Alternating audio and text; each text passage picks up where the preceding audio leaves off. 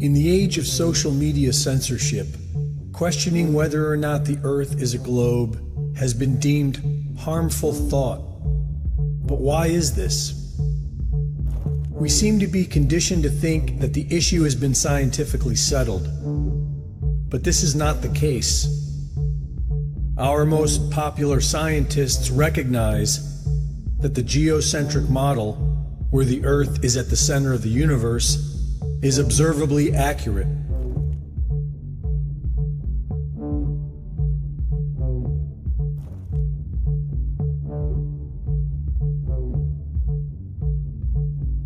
Edwin Hubble and Stephen Hawking went as far as to say that they reject the geocentric model not based on scientific reasoning, but rather because they find the thought of being at the center of the universe to be emotionally disturbing. Physicist George Ellis stated that you cannot disprove the geocentric model, you can only exclude it on philosophical grounds. The Michelson-Morley experiment in the 1880s proved the Earth was stationary, and Albert Einstein claimed this was a serious embarrassment and intended to disprove it with his relativity theory, but later admitted that he had failed to do so. We are conditioned to think that the heliocentric model is scientifically superior to the geocentric model, but when we apply scientific reasoning, we discover that this is not true. Contrary to popular thought, the scientific community has disputed the heliocentric model for centuries, such as the Earth's curvature. According to the heliocentric Earth model, the Earth is 24,000 miles in circumference, and if one were standing at sea level, they should only be able to see less than 3 miles before the surface of the Earth curves out of view. But this has been proven to be false for centuries, from the Bedford Level experiments of 1838 to modern photography. This photograph of Chicago was taken almost 60 miles away from Grand Mere State Park in Michigan. On a spherical Earth, this would be impossible. Using the Pythagorean theorem and the current dimensions of the Earth, the top of the tallest skyscraper should be 900 feet below the observable horizon. Local news explained this anomaly by claiming the image was a mirage. And what you're seeing here is a mirage. We typically would not be able to see this from the Lake Michigan shore. We talked about this last night.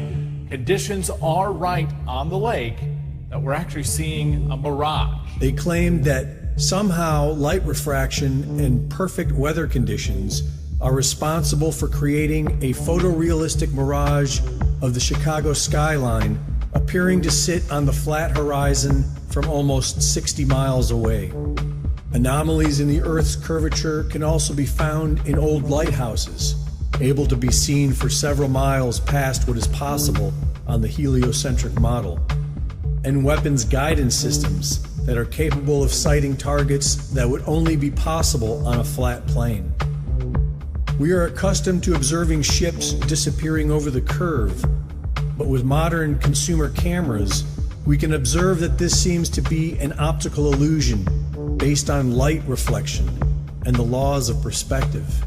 Many of us tend to think the planet is too big to observe curvature, but the empirical evidence tells us that either the surface of the Earth is a flat plane or the planet is at least 100 times bigger than we are told. Another very intriguing argument for flat earthers is Antarctica, the mysterious massive continent at our southern pole that nobody is allowed to explore. After sailing over 60,000 miles along the Antarctic coastline, Captain Cook was never able to complete the journey around the ice continent, which is supposed to be just under 12,000 miles around. Neither was James Clark Ross or the British ship Challenger. Nobody has ever successfully circumnavigated Antarctica. Many so-called flat earthers claim that these attempts failed because Antarctica is actually a massive ice barrier that surrounds the flat surface of the Earth. The azimuthal equidistant projection map, produced by the U.S. Geological Survey, has been used for centuries for the fact that all directions or azimuths are correct and all distances are at true scale. Studying this map, one can clearly see how man has been able to accurately circumnavigate the Earth on a flat plane model. And if it is in fact accurate, then it explains why after 60,000 miles, nobody has been able to completely circumnavigate Antarctica. Interestingly, this is also the map used by the United Nations. Admiral Richard Byrd, Medal of Honor winner, youngest admiral in the history of the Navy, and recipient of 3 ticker tape parades in his honor, led 4 expeditions to Antarctica. The 4th being a military operation known as Operation High Jump, with an aircraft carrier group, 4,700 men, 13 support ships, and 33 aircraft. Their stated mission was to establish the Antarctic research base Little America 4, but many believe the true nature of the secret mission was to root out the Nazis who arrived in 1939, claiming New Swabia and setting up a Nazi presence in Antarctica. In 1954, Admiral Richard Byrd spoke on TV of an area bigger than the United States with valuable resources and announced a future of international exploration. Our very distinguished guest for this evening is Admiral Richard E. Byrd. Strangely enough, there's left in the world today an area as big as the United States that's never been seen by a human being. And that's beyond the pole on the other side of the South Pole from Middle America. We've found enough coal within 180 miles of the South Pole in a great ridge of mountains. It's not covered with snow, enough to supply the whole world for quite a while.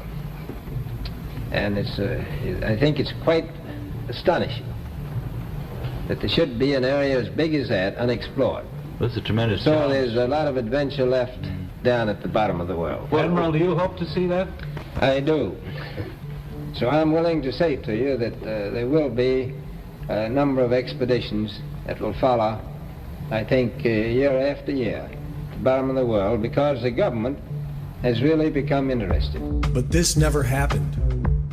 In 1957, Admiral Byrd died in his sleep of a heart ailment at the age of 68. And on December 1st, 1959, all 12 countries active in Antarctica signed a United Nations treaty that outlawed all public travel south of the 60th southern parallel. This was the same time that NASA was formed. The world's attention was pulled away from exploring Antarctica and directed firmly on the moon. In 1962, a series of high-altitude nuclear tests was carried out by the United States. It was called Operation Fishbowl, which has caught the curiosity of many flat Earth researchers because the flat Earth model shared by the ancients was one where we lived within a sphere, upon a flat surface, and surrounded by a massive dome, like a fishbowl, or the Truman Show. In 2012, the secret lost diary of Admiral Richard E. Byrd was published, wherein Admiral Byrd allegedly claimed to enter a hollow Earth through a hole in the center of Antarctica and meet with an advanced alien civilization. The diary provides no evidence of being authentic, and many would suggest that it portrays the distinguished admiral as a crackpot and strange tales of Antarctica as fantasy. To this day, the public is strictly prohibited from traveling below the 60th southern parallel. Nobody has ever completely circumnavigated Antarctica, and airplanes are prohibited from flying over the icy continent. What are they hiding? There is now talk of investing trillions of dollars to explore Mars. Why not Antarctica? If sharing videos about flat Earth is harmful, why not put it all to rest by circumnavigating Antarctica, documenting everything, and prove that the Earth is a spinning globe.